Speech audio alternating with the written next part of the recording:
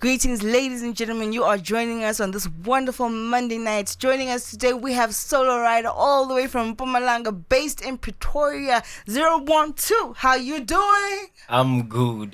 Thank you so much. How are you? I'm blessed, man. I'm blessed and I'm highly flavored, you know.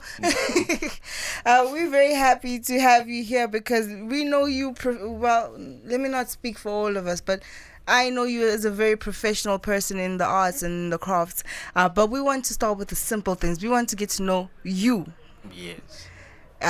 So my first question would be, may you please let us know more about your upbringing, where you come from. Yes. Yeah. SoloRider grew up as Bafana, Solomon Nkuna. Grew up in Pretoria. It's a place here in Pretoria. It's Yeah. called Crocodile Spruit, in Moloto Road. And then I went to school in Wachendrift and EM Shai around the Plotong. Then secondary school I went to Kalini and Chipatabani, which is still in Pretoria. Yeah. And then 2016 I finished my matric and then I went to KwaMhlanga. That's when I started staying in KwaMhlanga. 2016 I was in gap year. 2017 and 2018 applications didn't work out. 2019 I started my first year in TUT, and then the journey has been that. And then rapping I started at high school 2017 Chipatabani. What made you go into rap? Like, what pushed that drive for you to start rapping? 2015 in school we had Kubi. There was a guy who was called Kubi. He was rapping. Like, everyone was battling him, and then he was friends with Dean, and I was friends with Dean, and then he was battling everyone, and I was like, what? So I can rap, but I know that I wouldn't go to that day, that style or that standard. Yeah. And I started getting to know him when we were classmates. Then he taught me how to do this thing. He literally taught me how to write, like who to listen to. It's with the whole confusion. I used to send him verses. He used to like give me notes, even though they were. But I used to not give up. And 2015, that's where I would say it started. That's good. We appreciate those that took time to correct us when we were wrong, eh? Yeah. And where does SoloRider come from? Like the name. What made you decide who to say, Mina, I'm a rapper and my stage name is gonna be SoloRider? So, thank you for asking that, because most of the time people confuse it with Solomon, that I kinda took it from Solomon to SoloRider. That's what I was thinking, yeah. No.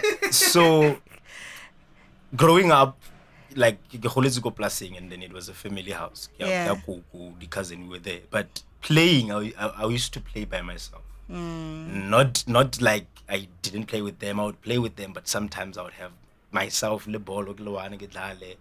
So I would have time by myself more and enjoy that more. I would go slatting, dance, and rap, like next song I'll be, but I would recite and mimic other people's. And then as you grow and understand certain words, there was a school back when I was doing primary school, Nestle SoloRider. Yeah. Yeah, that school back when I had it, I added an R, and then it made sense that I am a SoloRider for me, and then that's when I started taking the name. So you're a very woke child and you knew you liked your space. Yes. And that's why you're a SoloRider and you're still riding solo. Yeah, Okay. I still do that. That's Okay. the money. All right, we feel you. So your journey for music starts. You start writing. You've got a person who's guiding you in the whole rap industry. And what was the first song that came out of your discovery of art? So with that one, the first song that I released, or the first song that I wrote. Ooh. The first song that I released is 2017.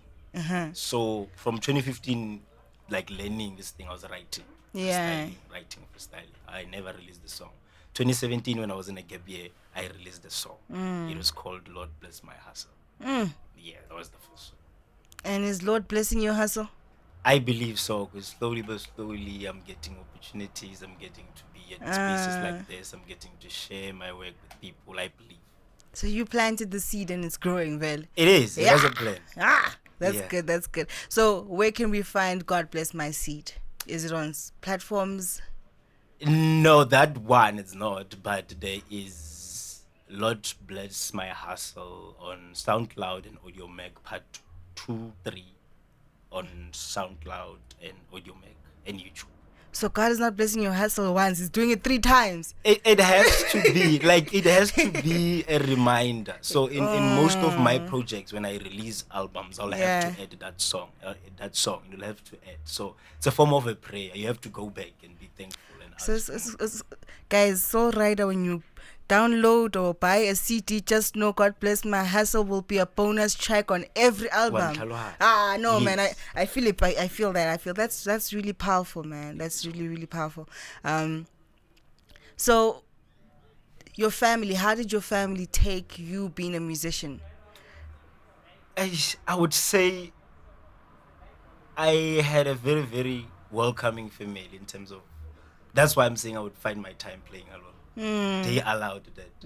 I think they would see that there's some things that we don't understand here. Yeah. We understand. So when I would do those things, they would just watch me and then bring me when there's events, ceremony go high, and dance, maybe sometimes play. That's when they saw my art. And then as I grow and started doing the music, they saw me on videos, YouTube. Then that's when they were like, oh, you are doing this thing. And then today they are following, they're supportive of it. That's a blessing, and it's always a blessing to have a very supportive family. So you are a graduate, what, 3 times? Hey, eating is khwasa mo pampir. Are check? No, kinya go quota. Yeah. But a 3-time Tshwane University of Technology graduate holding a national diploma in drama.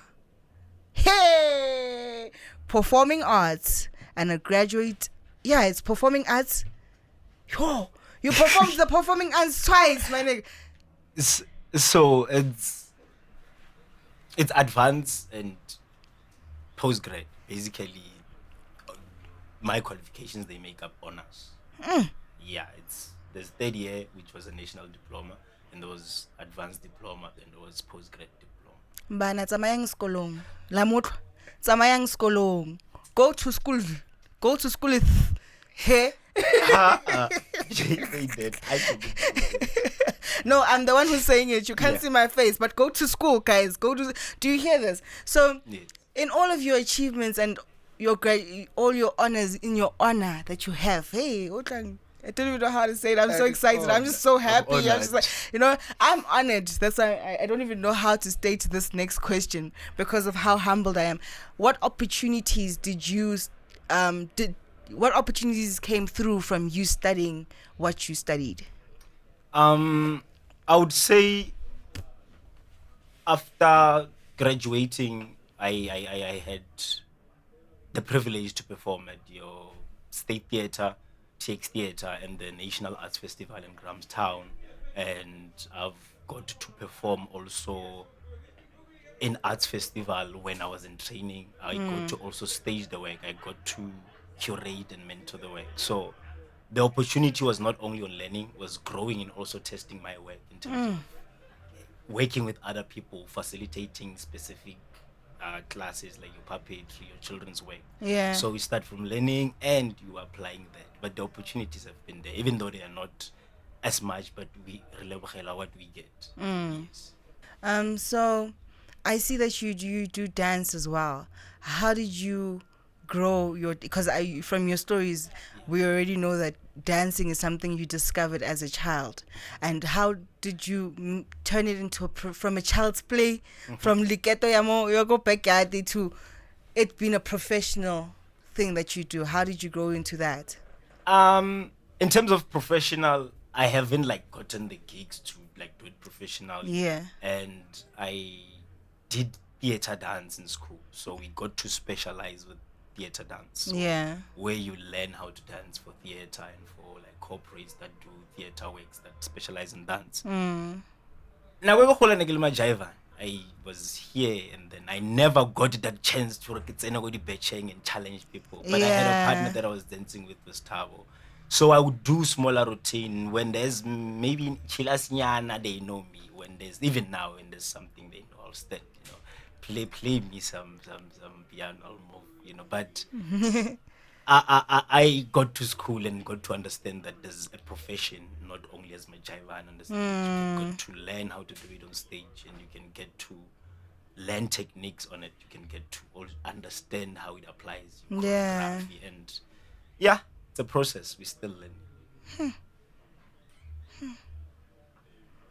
As he's saying that in my head, I'm imagining me performing and having like a whole people there, they ballet, and Yeah. I'm a visionary, so I picture a lot of things. Yeah. I Same see, here. I see a lot of things. I see you going far. I love the fact that you've invested in your craft, not only money wise, but you've taken the time to learn it. That's a very big key point.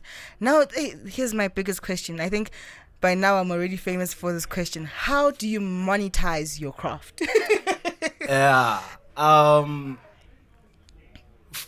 This year I released a song called "The Tao," and ever since that, the songs that are going to follow are going to talk much about money. The one that is dropping Saturday is called "Pay Me," and there's a one that is coming. It's called "Malina Elava Vandeva," and then there's a project that I'm working on. It's called "Taxman Season." So we went to school as artists. And I'm talking about artists who went to school and then they say we're gonna make money after study. We get there, we learn, and then you get to the spaces of making money. You don't know anyone. You don't know the modes of making money. Because money is not made on that qualification. That honors is made on the networking, the work that you've done. So what I did was that I'm going to work and learn for the entirety of my undergrad, and right after graduation that year, I'm going to give it to me learning and understanding the castings. Go iriwa bjang, go patediwa bjang. If ba mpatela a smaller one, I would understand. But now it's manifest before we work. So when we do a theater show or when we do any other show you want me to work with, it's manifest because you've seen throughout that I can work. You've seen throughout that I can deliver. And I've performed in production that have paid. And I'm not willing to perform for free. So ever since last year, I haven't been doing free works in terms of performances. Those are in theater and acting spaces. And then in the music side, I'm pushing more, growing my YouTube and monetize it because I see how the YouTube is gonna go. And my music is on streaming platforms. Yes, they stream, they pay, but we all know that it's not that much. I'm still looking for building that catalog and hopefully get those bookings where we can charge those. Then we can speak how I monetize. But for now, it's still on building towards that monetizing. If I'm monetizing, it's on the acting side. For music wise, building that brand. But at the same time, they must know it's manifest. Hence, I'm saying, hey, Didao, Malina Elawante, it's manifest. Before you say hi, ask for the bank account. Before you say hello, pop in a bank account, please.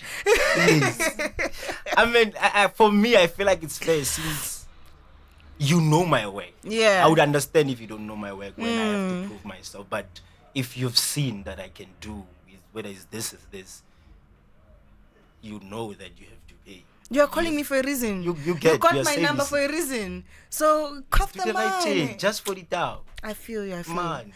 Being a person that has studied so much of the craft, how do you think, as South Africa, we're gonna get, as South Africa, how do you think we're gonna grow out of this system where people who do not have the qualifications are getting the jobs, and the people with the qualifications are still sitting at home and waiting for the opportunity to be called in for a theater or for a dance set?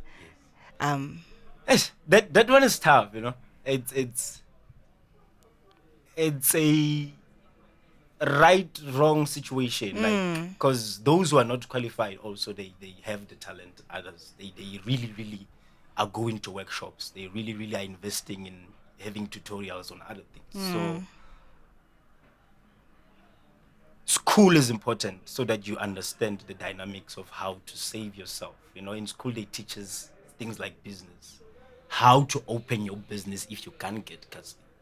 So it gets to be a thing of, if you didn't go to school, can you also do other things if you don't get the thing? So I'm not going to discourage the system of don't go to school or go to school. I would encourage a system of attend these workshops, equip yourself more. Don't just say I didn't go to school, then I sit there, I don't do anything. Don't just say I went to school and then I don't want to work, I'm having a qualification. Equip yourself, go out there, like go to auditions, go to these workshops, get to network, because those are the things that are getting you there. Qualification doesn't get you there. These people are networking of it. Hence, they don't have talent. They don't have the qualification. They have the talent. They have the Have talent. to get to know who they know. So it's a thing of, I'm not against the system. I'm up for, if you got it, it's working for you, equip yourself. That hence I got this school. I'm learning more these techniques and skills. Equip yourself so that, if Hopala is casting, I can start my own. You can start your own. Yeah, if they don't wanna listen to my music, maybe I can start a platform where I'm listening to music, so something like that. All right. For upcoming artists, how would you better advise them to monetize their, to balance the making of the money and the making of the music? Yes. To every artist out there who's making money, I would say save it and spend on things that you want, that you know are going to work for you. I know artists push for branding, self-image, and push yourself. It's important, but it's not important whereas when those things that are pushing you are not there. If you don't have your microphone, your PCs, your monitors, all these other things, come first. Invest in your art and save that money. The branding is there. Buy clothes that you know, already, this is my style, and then you're gonna brand yourself in that style. Wear what you want. Don't spend money on expensive stuff because this is what is trending. When I'm looking this look, this is what is needed on videos. But know what you're working for. It's not a race. We all gonna make mistakes, but we're not all gonna get up from those mistakes. So just know that it's a race. We're gonna go down. We're all gonna make mistakes, but don't make those mistakes of not going back. Hence, I'm saying invest in things that are gonna make sure that whenever no one is looking for you, you can do them by yourself. I can still record because I have this microphone. I have these things. I bought them while I was making mine. I was not spending money on other things. So I would say save money and invest on you as an artist. Things that are going to work for you in the future, not now. Tsamayang sekolong.